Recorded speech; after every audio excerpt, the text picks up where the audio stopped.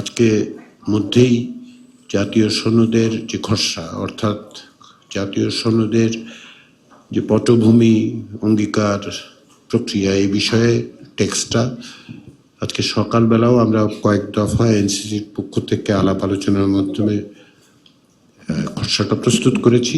বেশ কিছু বড় বিষয়ে অগ্রগতি অর্জিত হয়েছে, কিন্তু কতগুলো মৌলিক বিষয় যেগুলো অত্যন্ত গুরুত্বপূর্ণ সেগুলো আমাদের আলোচনার অগ্রগতি হলেও নিষ্পত্তি হয়নি। এর মধ্যে যেমন ধরুন তত্ত্বাবধায়ক সরকার ব্যবস্থা, এটা নিয়ে আলোচনার একটা পর্যায়ে এসে আমাদেরকে সেটা টেবিল থেকে সাময়িকভাবে তুলে নেওয়া হয়েছে, যাতে করে আমরা প্রত্যেকেই যে যার অবস্থান থেকে আলোচনা করতে পারেন।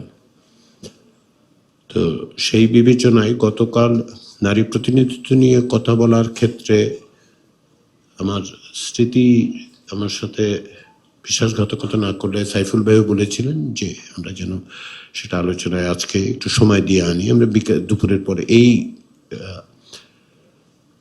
কমিশনগুলো সম্পর্কে, অর্থাৎ সাংবিধানিক এবং সংবিধিবদ্ধ বিষয়গুলোর আলোচনাটা শেষ করলেই আমরা এই আলোচনাটায় যেতে পারব।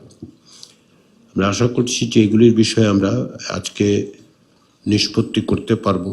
ঐকমত্য কমিশনের পক্ষ থেকে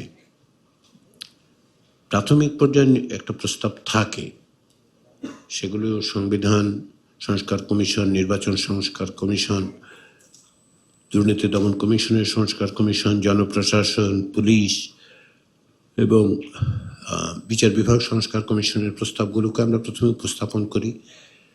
আলাপ আলোচনার মধ্য দিয়ে বারবার আমরা পরিবর্তন সংশোধন করি এই কারণেই যে আমরা দেখতে চাই যে আমরা সকলে যেন এক জায়গায় আসতে পারি। কমিশন কোনো কিছু স্থির হয়ে যে এটা আমরা একবার বলেছি সেটাই করতে হবে, আমরা তা মনে করি না। ফলে বিভিন্ন রকম প্রস্তাব আমরা দিচ্ছি, সংশোধিতভাবে দিচ্ছি, কারণ আমরা এটাও সত্য যে 12টি বিষয়ে আমরা একমতের জায়গায় এসেছি, 2টি বিষয়ে নোট অফ ডিসেন্টের ব্যাপার আছে।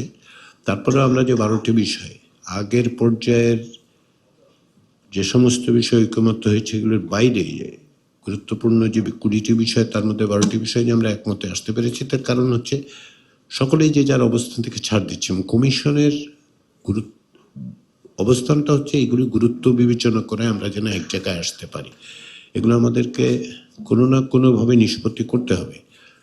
যেমন ধরুন তত্ত্বাবধায়ক সরকার ব্যবস্থা নিয়ে আমাদের সকলের দীর্ঘদিনের সংগ্রাম, আমাদের একটা কাঠামো তো উপস্থাপন করতে হবে জাতির সামনে, আমরা সকলে মিলে বসে, যাতে করে ভবিষ্যতে আমরা এই ভয়াবহ পরিস্থিতির মধ্যে আরেকবার না যাই।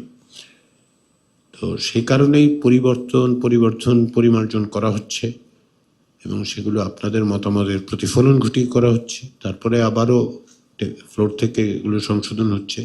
সেই প্রক্রিয়াটা অব্যাহত রেখে আগামী 2-3 দিনের মধ্যে আমাদেরকে এক জায়গায় এই বিষয়গুলোর নিষ্পত্তি করতে হবে। আমরা চাই এগুলি নিষ্পত্তি করে জাতীয় সনদে এগুলি যুক্ত করে জনগণের সামনে সেগুলোকে উপস্থাপন করে সকলে মিলে স্বাক্ষর করে একটা ঐতিহাসিক দলিল তৈরি করতে, যার মধ্যে দিয়ে ভবিষ্যৎ বাংলাদেশের পথরেখাটা থাকবে। সব বিষয়েই আমরা যে তাতে অন্তর্ভুক্ত করতে পারবো সেটা আমরা কখনোই মনে করিনি। এগুলো প্রয়োজন, গুরুত্বপূর্ণ, মৌলিক, সেগুলো আমরা বিবেচনা করছি।